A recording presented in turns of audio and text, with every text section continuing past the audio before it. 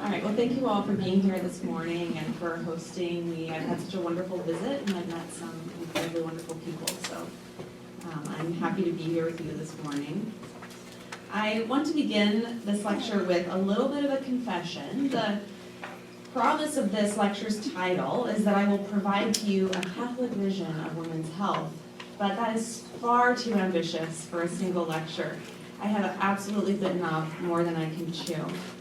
This lecture will not then exhaust this vast and incredibly important topic, but I do hope that it will provide a way into this vastness so that you leave here with your minds buzzing with further thoughts, questions, objections, ideas about how you might work some of this out in practice.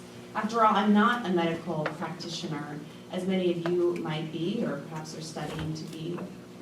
I bring some theological and theoretical knowledge, as well as a sense of lived experience as a woman, and some experience on the patient side of medical care. So I'm hopeful that our shared knowledge can be complementary as we approach this topic and begin to think through what women's health care currently looks like and what an alternative vision might be. So let's begin with defining some key terms. That's always a good place to start. Starting with Catholic vision. What is a Catholic vision of reality itself and of human embodiment, which is particularly relevant to this discussion? One of my favorite images of the Catholic worldview is the cosmic egg, which is taken from a mystical vision from St. Hildegard of Bingen, who was a 12th century abbess, musician, mystic, theologian, and also a physician. So she's a fascinating figure. If you're at all interested in sort of the history of female doctors, she's a great place to start. So this image is taken from one of her mystical visions. It's a vision of the cosmos. The universe, including the human person, is a harmonious and orderly whole. That's a whole with a W. I'm pretty sure I will, every time you hear the word whole, it's with a W in this lecture, just so you know. In fact, the order and harmony of the human body is a microcosm, or a reflection in miniature of the cosmos. So here's another image from one of her visions where you see the human body kind of in the circle of the body of the cosmos. So the human body is a microcosm, or a reflection in miniature of the whole of the cosmos. This harmonious whole has divine significance because it was brought into being and is held in being right now in this very moment by a loving God. This is important to note. God is not simply a creator in the past, at the beginning of cosmic history. In every moment, the continued existence of the world is dependent upon the will and action of God. Even right now, our existence in this room, the fact that we're able to exist and speak to each other, is because of the continued will and action of God. Furthermore, the cosmos is not merely an object of God's creation, but it's also part of God's self-revelation, his attempt to break into our world and form a relationship with us. In this way, the physical world serves a sacramental function. This is a fundamental Catholic principle. The visible world reveals the invisible. The material world, and even our bodies, serves as a sign and icon of the hidden God. This is important. In the Catholic vision of reality, the human body is good. The female body is good. The male body is good.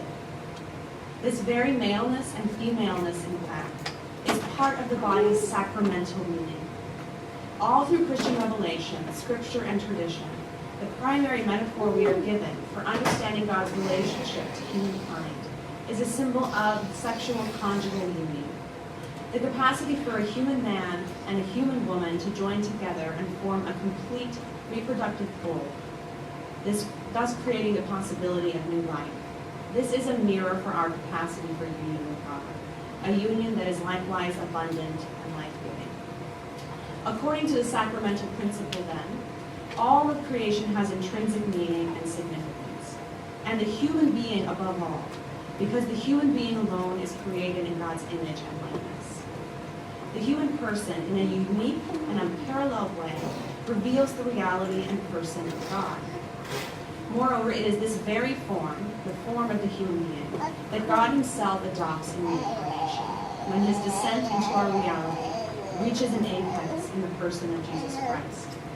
The Christian witness of these two truths, the incarnation of Christ and human beings as image bearers, leads to a second principle of the Catholic vision, the principle of innate human dignity. Every human being, no matter his or her circumstances, abilities, or stage of development, has infinite worth and dignity from conception until death. Read the tune. A Catholic vision of reality, then, is sacramental, incarnational, and affirms innate human dignity and the goodness of the human body. So that's what I mean by Catholic vision. Now let's take a crack at defining women, because we strangely live in a time where there is no longer a shared sense of what that word means.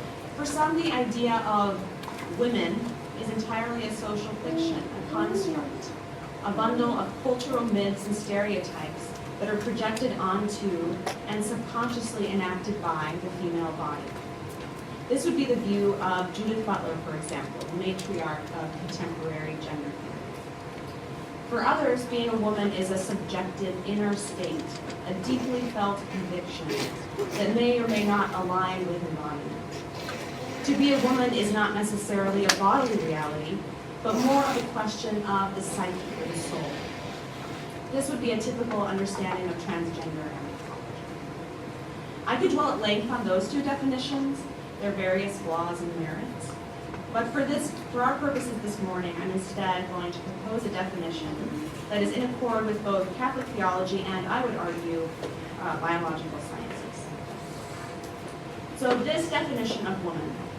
A woman is the kind of human being whose physiology is organized around the capacity to generate and gestate human life. The terms male and female and their human-specific correlates, man and woman, name what is fundamentally a reproductive identity. Now let me quickly respond to an obvious, perhaps, objection to this definition, which is maybe surfacing in some of your minds.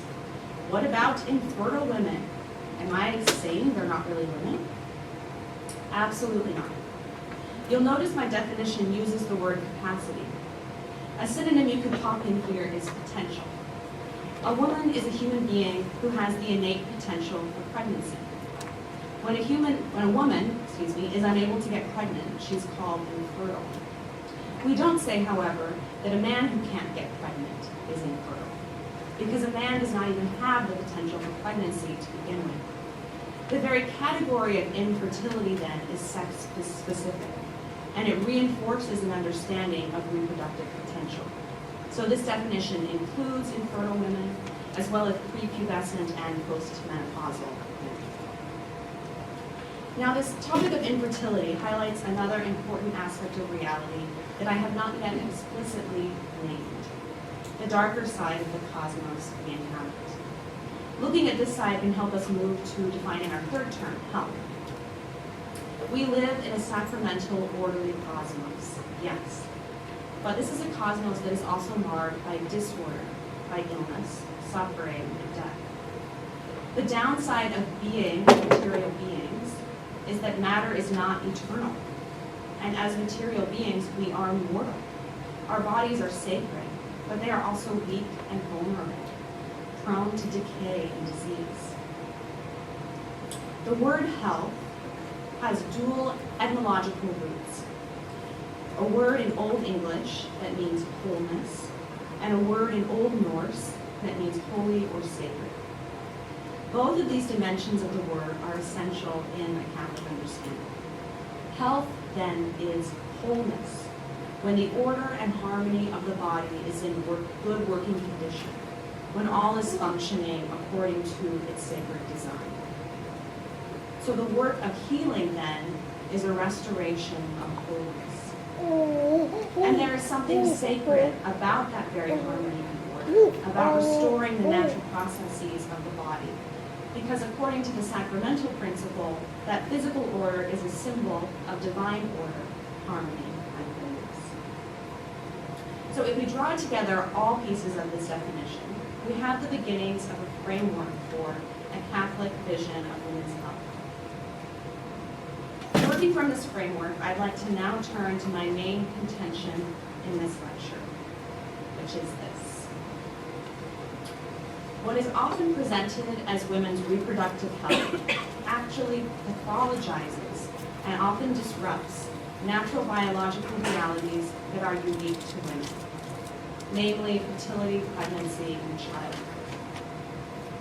I want to argue in this lecture that there is an underlying hidden premise at work beneath the standard conception of women's reproductive health. This is that assumption. Women, to be healthy and free, must function, biologically speaking, as much like men as possible. What is uniquely, distinctly female, then, is pathologized, seen as a condition that needs to be treated, a problem that needs to be solved. So this again is a huge topic. Even just talking about women's reproductive health specifically, there's so many issues that you could raise. And in this lecture, I'm going to focus on two of them. And so the second part of this lecture is focused on the idea of fertility as pathology. It's not a risky bet to wager that birth control is among the first terms that spring to mind when I say women's reproductive health care. A 2019 report, 2019, this year, in Scientific American on the science of women's reproductive health provides an apt illustration of this. This is the background image if you just open this special report on the web. A neat row of images of various birth control methods, as if women's reproductive health is fundamentally about one thing, contraception. Although the Scientific American report affirms the basic party line, contraception makes women free, the report also offers surprising critiques of the medical establishment's enthusiastic attitude toward birth control. Here's a quote from that report. Clinicians tend to wield synthetic hormones like a hammer, liberally prescribing the birth control pill for all kinds of pain, which is partly why serious diseases of the female organs, such as endometriosis, take an average of 8 years to be diagnosed. The first article in this special report highlights the dearth of knowledge about the natural functions of the female reproductive system and cycles, particularly the menstrual cycle. In the rush to bring so-called reproductive freedom to women, pioneers of the birth control pill in the mid-20th century, like Margaret Sanger, Gregory Pincus, and John Rock, they appear to have ignored the implications of shutting down a woman's natural cycle. In other words, this is another quote from the report, scientists figured out how to supplant periods long before they began trying to understand why they work the way they do. This lack of knowledge among medical practitioners and researchers about the menstrual cycle is shared by most women themselves, who are routinely prescribed medication that disrupts or entirely suppresses fertility, but are never educated about how to better understand and read their own bodily indicators of fertility. To most in the medical establishment, the pill is seen and prescribed as a magic bullet for all kinds of physical issues and irregularities. As Jonathan Schaefer, professor of obstetrics and gynecology at The Ohio State University, puts it, the pill is the closest thing we have to a panacea in women's health. But Elizabeth Kissling, professor of women's studies at Eastern Washington University, disagrees. She says, quote, "The pill isn't a treatment for menstrual irregularities. It's a way of refusing to treat them. Doctors are so quick to prescribe the drug to teenagers reporting bad cramps without investigating to see if there is an underlying cause." Kissling, like myself, is concerned with the new trend of prescribing the pill for long-term period suppression without adequate knowledge about the potential ramifications. This trend, she says, is, quote, "the largest uncontrolled medical experiment on women in history." The most widely used and prescribed methods of birth control such as the use of synthetic hormones and/or an intrauterine device, or IUD, work by disrupting the normal functions of a woman's reproductive system, intentionally making it malfunction in order to prevent pregnancy. Unsurprisingly, the disruption of one organ system can disrupt the equilibrium of the entire organism. According to the National Cancer Institute, a meta-analysis of 54 studies concluded that women who are using oral contraceptives have a 24% increased risk of breast cancer. A 2017 Danish study indicated that women with current or even just recent use of oral contraceptives had a 20% higher risk of breast cancer overall, and depending on the specific type of pill, a risk as high as 60%. Moreover, the risk of breast cancer increased the longer oral contraceptives were used. This Danish study is particularly noteworthy because it focuses only on recent formulations of the pill, not just early formulations which used much higher doses of hormones. Use of oral contraceptives also increases the risk of cervical cancer. The longer the usage, the higher the risk. With 5 or fewer years of use, the elevated risk is 10%. With 5 to 9 years of use, the risk increases to 60%, and a doubling of the risk with 10 or more years of use. On the other hand, the use of oral contraceptives actually lowers the risk of endometrial and ovarian cancers by at least 30%. So, do these relative risks of different kinds of cancers equal each other out? That's one way of reading it, perhaps. But it is worth noting that the protective value against ovarian cancer is due to a reduction of the overall ovulations and menstrual periods a woman experiences in her life. This is a reduction that can be naturally accomplished by the processes of pregnancy, childbirth, lactation, those very processes that the pill tries to suppress. Pregnancy and breastfeeding, in fact, not only lower the risk of ovarian and endometrial cancers, they also lower the risk of breast cancer. A history of breastfeeding, moreover, increases the survival rates of women who do develop breast cancer. So avoiding oral contraceptives and experiencing the normal physiological processes of pregnancy, birth, and lactation then provide an optimal combination, a lowered risk of female-specific cancers across the board. Hormonal birth control also increases the risk of developing depression, according to a 2016 study of over a million women living in Denmark. The Danes are really rocking it on the studies. They must collect a lot of good data in that country. The risk was higher with progesterone-only forms of contraception, including the IUD. Now, that the IUD was associated with depression in all age groups is especially significant because traditionally, physicians have been taught that the IUD only acts locally and has no effects on the rest of the body. Clearly, this is not accurate. The risk of depression was particularly elevated for adolescents. And let's be honest, we don't need to make the experience of being a teenager any more difficult than it already is. These increased risks for serious debilitating conditions like cancer, depression, as well as blood clots, stroke, which can be fatal, are accompanied by other common side effects like migraines, weight gain, decreased libido, mood swings. It's no wonder many women abandon their chosen method of artificial birth control after only a few years. According to the 2010 Contraceptive Choice Project, a cohort study of 10,000 women aged 14 to 45, almost 70%, so 69% of women who had chosen oral contraceptives or injection or the vaginal ring or skin patch had given up on them after only 3 years.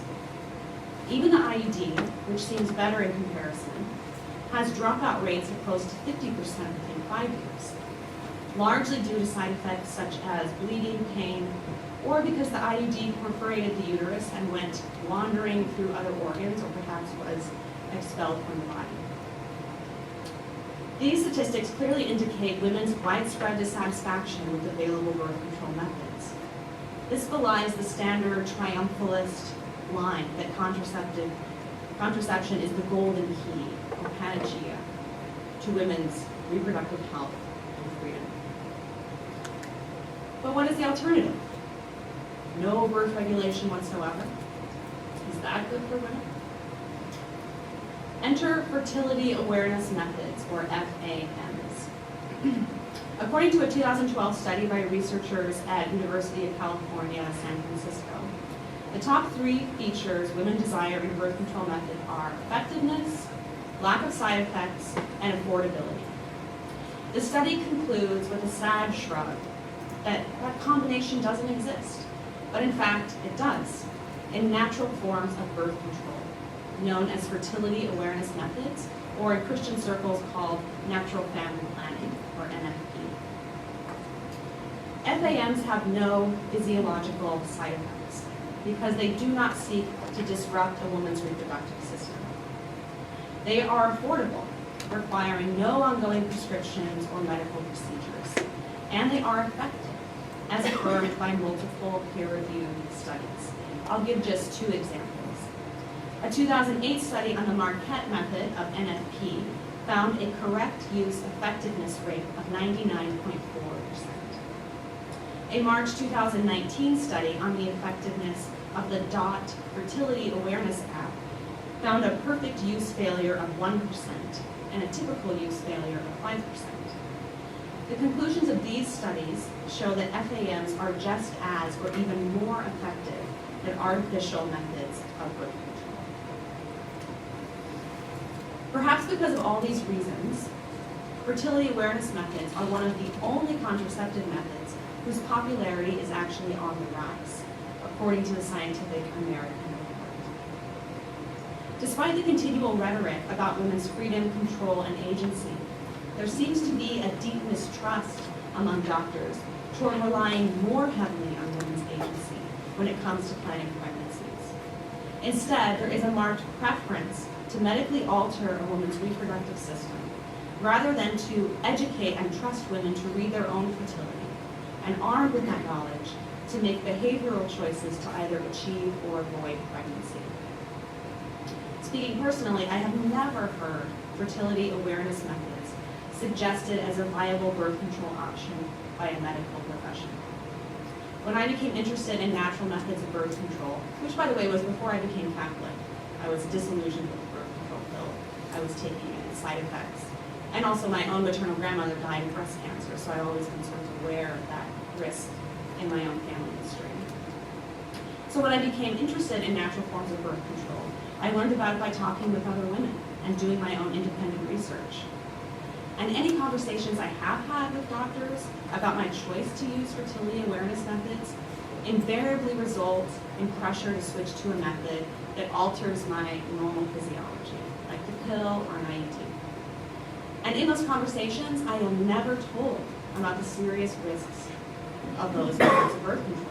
I've never been told about these kinds of risks. And I was first put on the pill when I was 16. This pressure is particularly strong when in the hospital right after I've given birth to my last child, for example, 3 kids. And just a few hours after giving birth to my son, a doctor comes in, says, "Oh, congratulations. So, what are you going to do for birth control?" And I sort of explain, "Oh, I don't do anything. I use fertility awareness methods." And then, "Oh, well, but that's really risky," and da-da-da-da-da. So I had kind of the impression that the doctor came in, "Oh, congratulations, look at this amazing baby. Now what can we do to make sure this never happens again?" And I really have to advocate for myself. I have to actually get kind of rude. And I have to even talk myself up a little bit and say, "You know what, I have a doctorate. I know the research, and I've got that handled. Thank you very much." But the doctors are usually very reluctant to let me out of the hospital without already giving me a prescription for birth control. Fertility awareness methods do require, as the name suggests, a heightened and active awareness of bodily processes on the part of women. This is not a passive form of birth control, like popping a pill once a day or inserting a piece of metal into the womb. But personally, I do not see that as a bad thing. The more aware a woman is of her normal cyclical pattern, the sooner she might notice if something is amiss, which would indicate the presence of a condition that actually requires medical attention, unlike, say, simply being female. Moreover, I think women who are actively conscious of themselves as potentially fertile beings are in a better position to make healthy and informed decisions about when and with whom to have sex.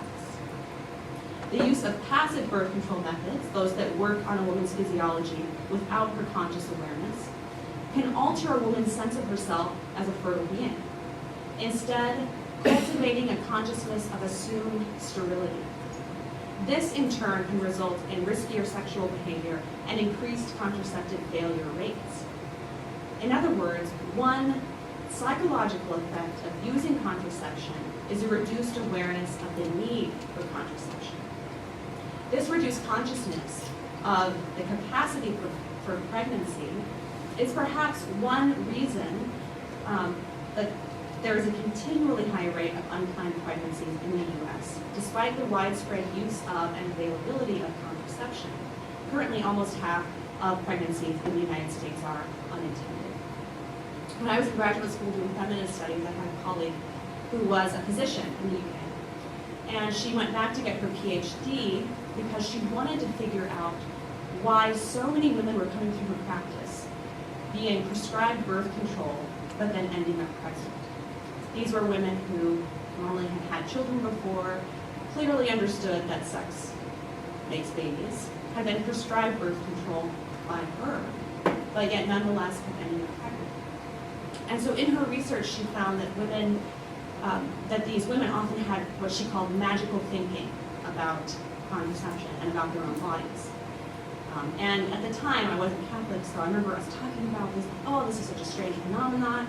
I remember taking her little test at the time I was on contraception, and it concluded that I too had sort of magical thinking about my own body and the way it worked. But it never occurred to either of us at the time that the very use of contraception could be what's creating that magical thinking. Right. But then as soon as I became Catholic and began reading some of these critiques of contraception, the light clicked on, and I thought, of course, it's so obvious. But because we've been told over and over and over as women that birth control is the greatest thing ever, and it's almost this obligatory thing to do for one's own health and freedom, it never occurred to me that that could actually be creating a problem. The key distinction between synthetic methods and fertility awareness methods of birth control is this. One seeks to prevent pregnancy by altering a woman's physiology so that it malfunctions and fails to do what it is designed to do. The other can be used either to avoid or achieve pregnancy, and it works through a deeper understanding of a woman's physiology, which allows a woman to adapt her behavior to be in harmony with it. So one works by changing the normal functions of a woman's body, and one works by empowering a woman with greater knowledge of her body. The current medical paradigm that sees the birth control pill as a panacea of women's health is a paradigm that pathologizes female fertility, viewing a woman's potential for pregnancy as an adverse condition to be medically managed. This medical management entails disrupting the wholeness of a woman's body rather than restoring it. And in this way, it does not meet the basic definition of health, which is a restoration of wholeness. A Catholic vision of women's health and family planning, in contrast, would educate both medical practitioners and women themselves in methods of fertility awareness, methods that work in harmony with a woman's body rather than against it. This vision, in contrast to the current paradigm, provides a fertility-positive approach to women's health, an approach that does not see a woman's body as a threat to her freedom and happiness, but rather as something good and meaningful, something worthy of deeper understanding and respect. In the last part of this lecture, I'd like to discuss another realm of female embodiment that is pathologized by current medical practices: childbirth.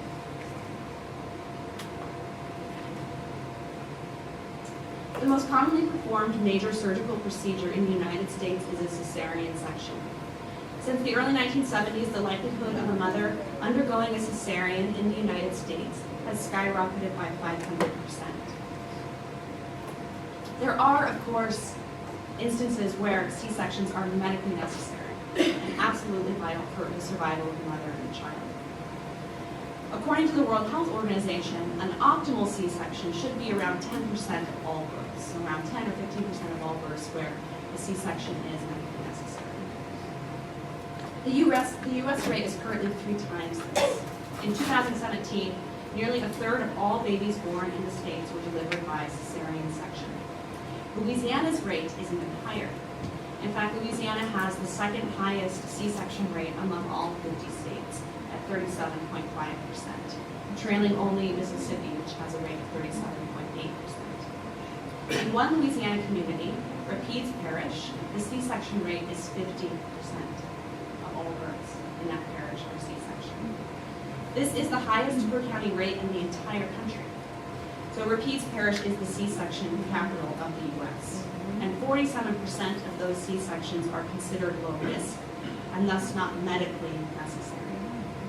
Louisiana, it's worth noting, also has the second highest rate of maternal mortality in the U.S. A special report on the rise of C-sections was just published last week in the U.S. News and World Report.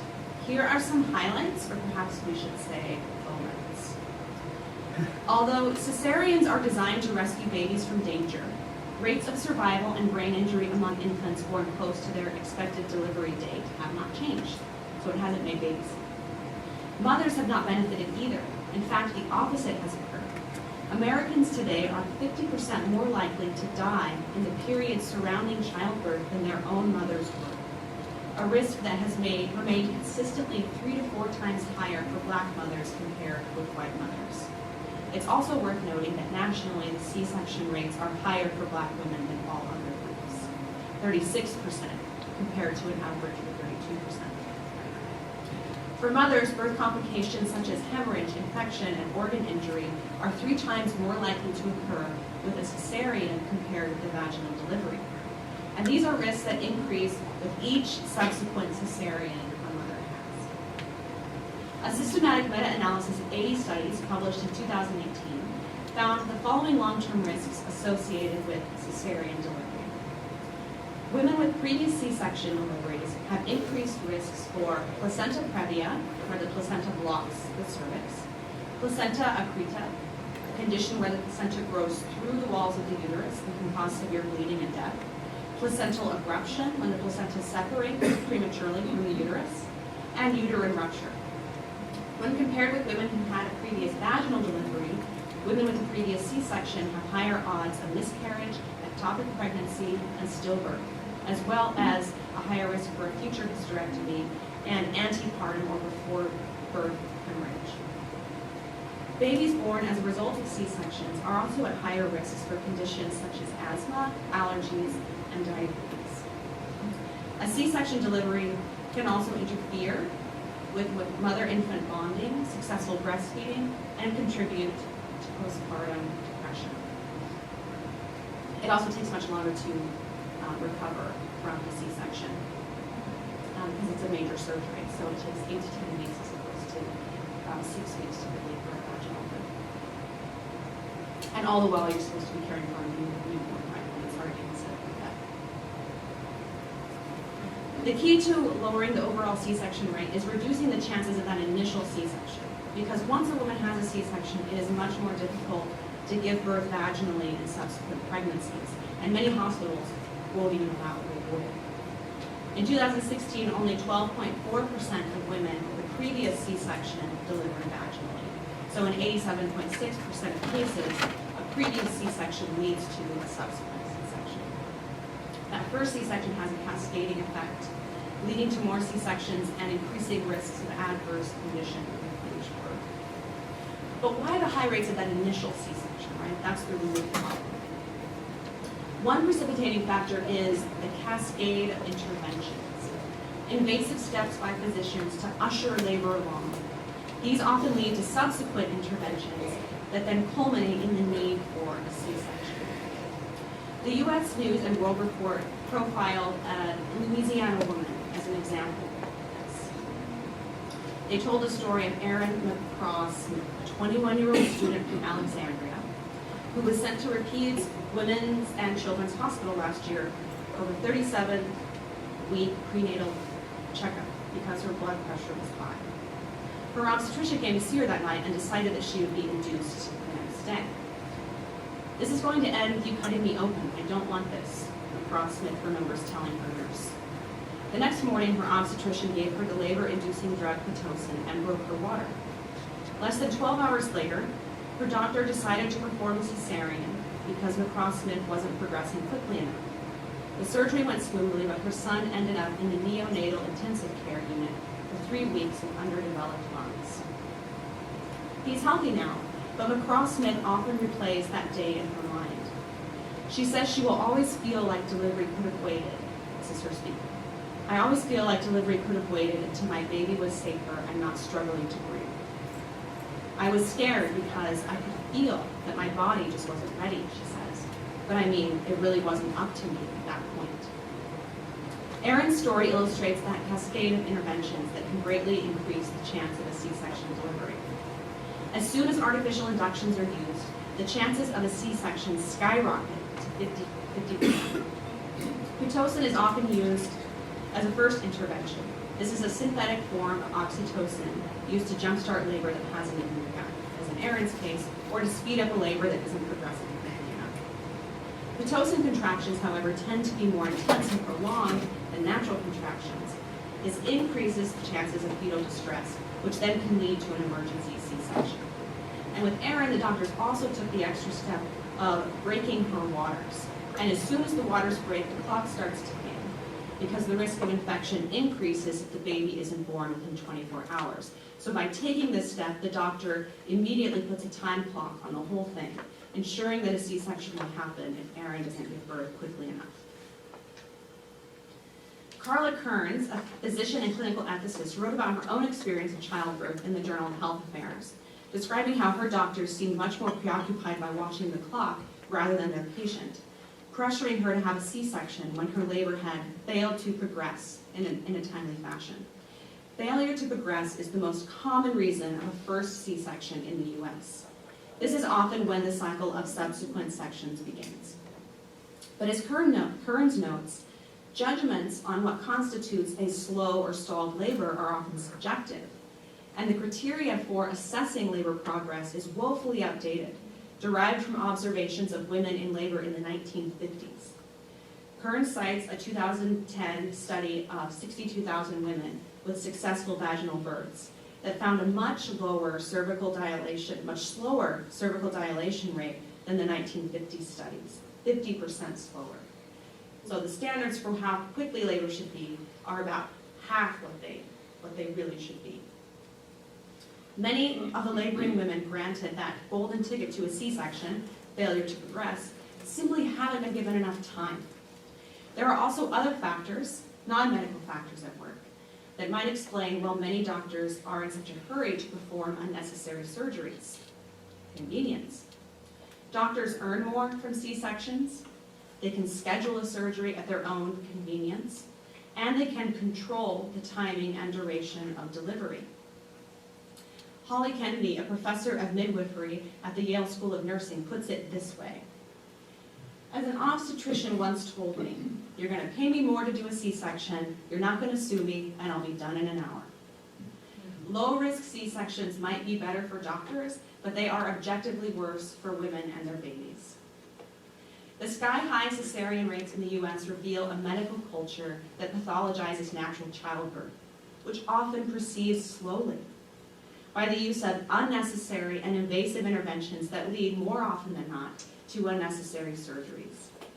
This is a medical culture that is more doctor-centered than patient-centered, that defers to the doctor's authority to decide when and how birth should happen, rather than relying on more careful and patient attention to the woman herself and her laboring body.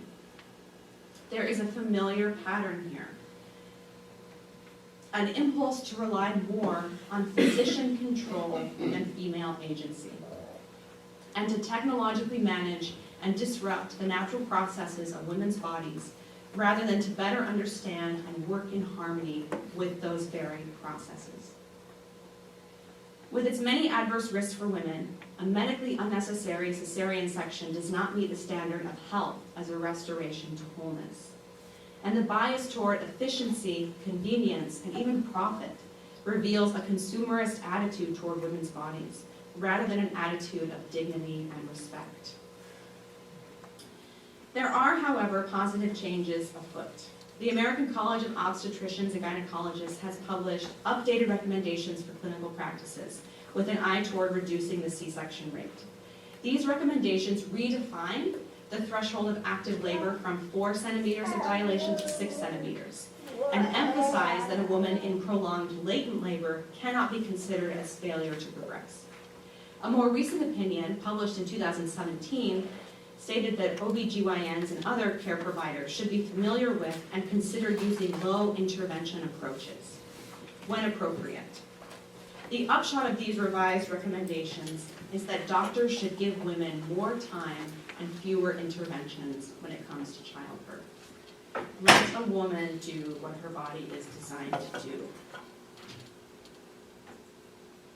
The special report on C-sections by the U.S. News and World Report includes a positive profile of the Oshner Medical Center in Baton Rouge, which has managed to keep its C-section rates down to 21% in recent years. Notably, the hospital is home to a birthing center where obstetricians work closely with certified nurse midwives, trained to provide maternity and other health care for women. Nurse midwives in particular have been associated with a lower likelihood of C-section and induced labor, as well as lower health care costs. So the use of certified nurse midwives is one potential solution to this problem. To bring this all home, a Catholic vision of women's health sees the generative power of the female body as a divine gift rather than a threat. This approach is unapologetically body positive, birth positive, fertility positive, and life affirming. Because the Catholic worldview is one where bodies matter and they are holy. Because bodies speak the language of God and reveal to us the person, the woman who is made in God's image. All right, thank you.